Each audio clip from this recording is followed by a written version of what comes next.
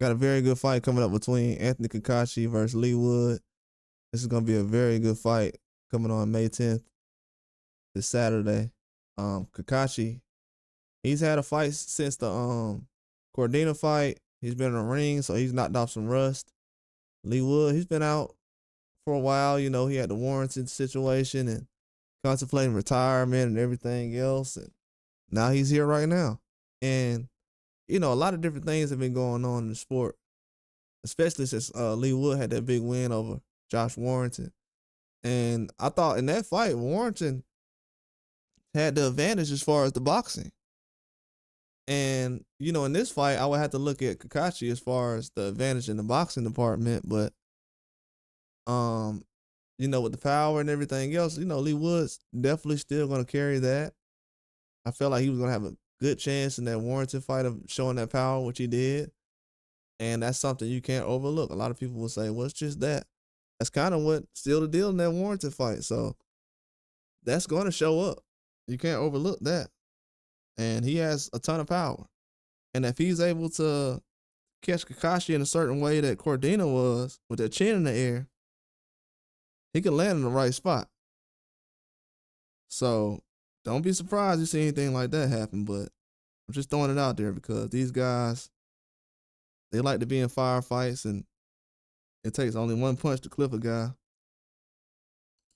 And I feel like in this situation, you're going to have plenty of chances for these guys to have the chin in the air.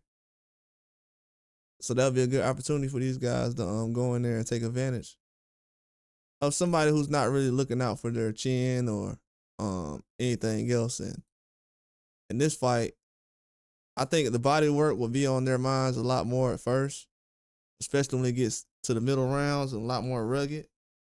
So that'll give one of them a chance to really, you know, throw a shot upstairs to see if you can land anything.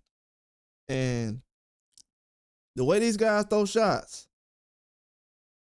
I wouldn't be surprised if they can do some, you know, have some effects on them. So you got to think about that. These fights that's coming out now, as far as the fights that's getting put together now, everybody has a chance to really get these guys in a position and drop them. So I wouldn't overlook what Cacace can do as far as his damage or Leigh Wood, especially after his last performance.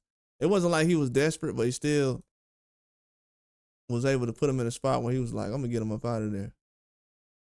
Which was a smart thing. And it worked. It worked wonders.